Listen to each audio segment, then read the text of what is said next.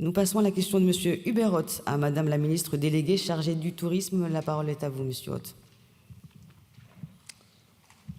Merci Madame la Présidente. Madame la Ministre, je souhaite attirer l'attention de Madame la Ministre déléguée chargée du tourisme sur les difficultés croissantes rencontrées par les propriétaires de chambres d'hôtes en raison du cumul de plusieurs réformes récentes.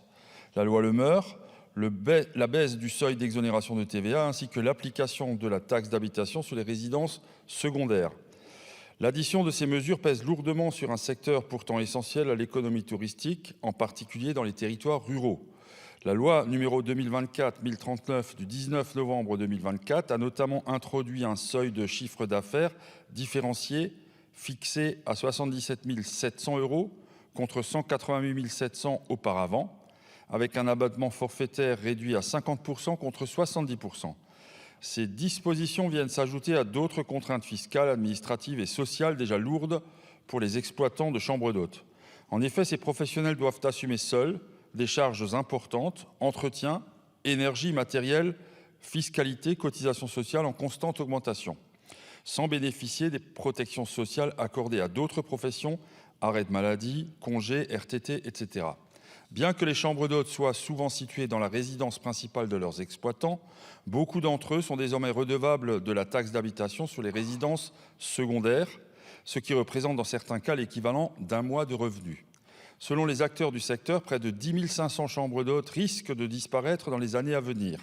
Or, ces établissements jouent un rôle majeur dans l'attractivité touristique, la valorisation des productions locales, le maintien du commerce de proximité et la promotion d'un accueil authentique, souvent très appréciés des visiteurs étrangers. Ils ne peuvent être comparés aux meublés de tourisme tant leur modèle repose sur la convivialité, le service personnalisé et le lien au territoire. Le manque d'accompagnement, notamment en matière comptable et administrative, ainsi que la complexité croissante des démarches, renforce ce sentiment d'injustice exprimé par les professionnels. Ces derniers soulignent que dans le cadre des prochaines réformes, une concertation renforcée ainsi qu'une prise en compte plus fine des spécificités économiques de ces petites structures serait souhaitable. Dans ce contexte, je souhaiterais savoir quelles mesures le gouvernement envisage pour préserver ce secteur fragile mais stratégique. En particulier, une révision des seuils fiscaux et de l'assiette de la taxe d'habitation est-elle envisageable ? Une concertation avec les représentants du secteur est-elle prévue afin d'évaluer les conséquences concrètes des réformes en cours ? J'en appelle à un ajustement pragmatique de la réglementation afin de garantir la pérennité de ces établissements, essentiels au dynamisme touristique et à la vitalité de nos territoires ruraux. Merci. Je vous remercie, Monsieur le député. La parole est à Madame la ministre chargée des comptes publics.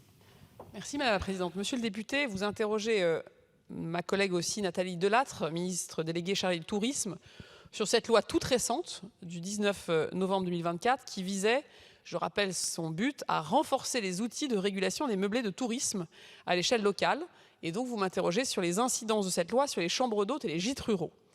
Avec cette loi, le législateur que vous êtes a souhaité mieux réguler l'offre des meublés de tourisme tout en permettant aux propriétaires de continuer de valoriser leurs biens à travers des services et des équipements spécifiques proposés à la clientèle, grâce notamment, et je vais y revenir, à l'incitation au classement et en reconnaissant le caractère particulier des activités de chambres d'hôtes.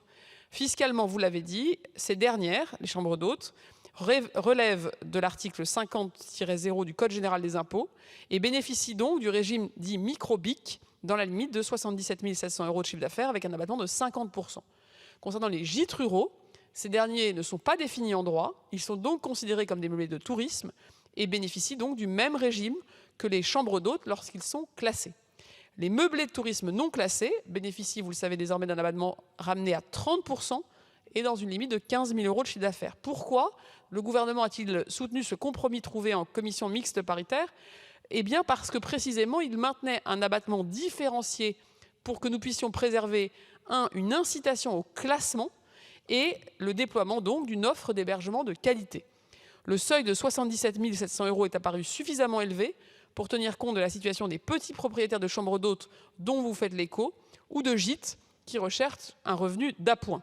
Enfin, les propriétaires de chambres d'hôtes ou de gîtes ruraux qui particulièrement s'engagent dans l'accueil de personnes en situation de handicap, on appelle ça la para-hôtellerie, eh bien, qui supportent du coup des charges d'un montant supérieur, pourront avoir un abattement majoré, puisqu'ils peuvent en fait opter pour le régime dit réel, en déduisant les frais et charges pour leur montant réel et non pas avec un montant forfaitaire. Au demeurant, nous sommes très soucieux de renforcer l'offre touristique, notamment dans les zones rurales.